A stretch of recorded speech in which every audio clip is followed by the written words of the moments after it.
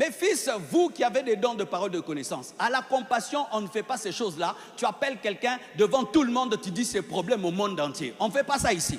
Et si un jour je t'inviterai, vous qui faites ça ici, tu m'époses à ta manière de fonctionner, pas à la compassion. Donne-moi la main et je vais parler. J'ai décidé de reparler à nouveau. Oui, je dois parler. Vous qui exposez les problèmes des gens à la télé par vos paroles de connaissance, pourquoi vous ne le faites pas avec vos parents? Pourquoi vous ne le faites pas avec vos soeurs et vos enfants? Pourquoi vous ne le faites pas avec vos amis intimes? Vous le faites à des gens que vous ne respectez pas, que vous n'honorez pas. Vous utilisez les gens pour prouver que vous connaissez. Alors que le don n'opère pas pour prouver qu'on sait, le don opère pour aimer et pour changer les gens. Je viens à l'église, incognito, j'ai des problèmes chez nous. Toi, tu révèles dans toute cette église que j'ai laissé quelqu'un là-bas qui a un problème honteux. Oh, ta soeur telle a le sida.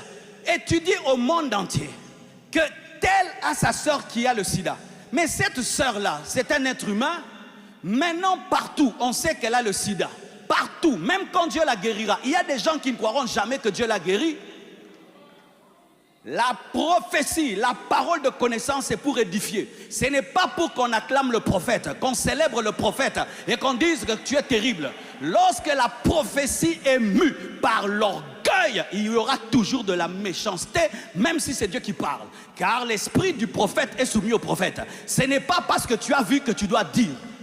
Il y a des choses que tu vois, tu diras, mais en secret. Va dire à Jean. Jean, le bureau. Appelle la personne, va lui dire. Qui se répand par humiliation? Qui se répand par humiliation? Quelqu'un dans le péché, tu viens. Viens ici. Tu es impudique, tu es ceci, tu es cela. Tu l'as humilié.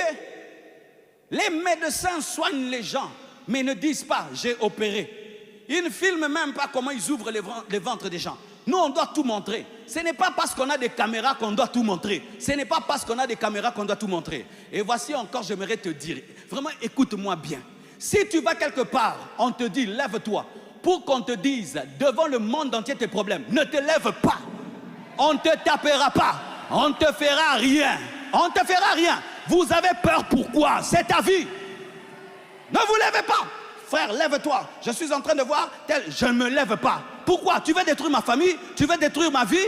Toi, maintenant, on va t'acclamer. Moi, je vais sortir comment de cette église? Et qu'est-ce que je vais dire au travail, à l'université là-bas? Ne t'élève pas. Ce n'est pas Dieu. C'est Satan qui veut détruire ta vie au travers d'un serviteur de Dieu qui n'a pas la maîtrise de son don. Qui n'a pas la maîtrise de son don. Et beaucoup de gens sont détruits comme ça.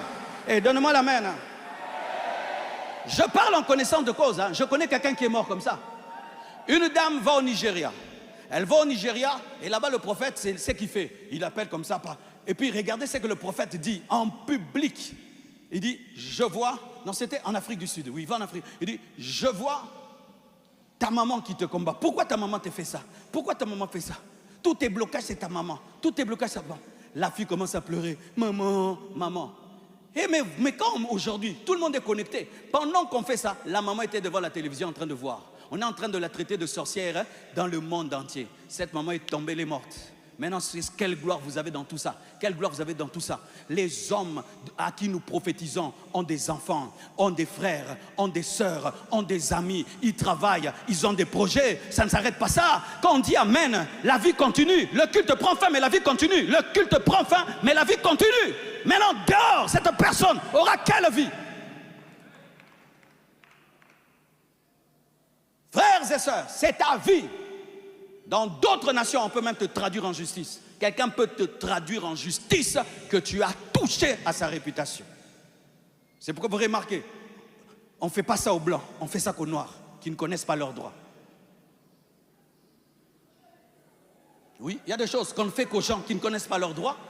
Et en plus, une prophétie, des fois, 5 choses peuvent être vraies, mais une chose est fausse. Mais la fausse chose là se mélange aux vraies choses. Et comment je vais rattraper ça? La vidéo a 5 millions de vues. Comment je vais rattraper ça? Jésus n'a pas exposé Judas. L'homme qui allait le tuer. L'homme qui allait le tuer. Il a parlé en parabole de Judas. Il a parlé en parabole de Judas. Il a parlé en parabole de Judas. Il a parlé en parabole de Judas. Pourquoi? Il espérait sauver Judas.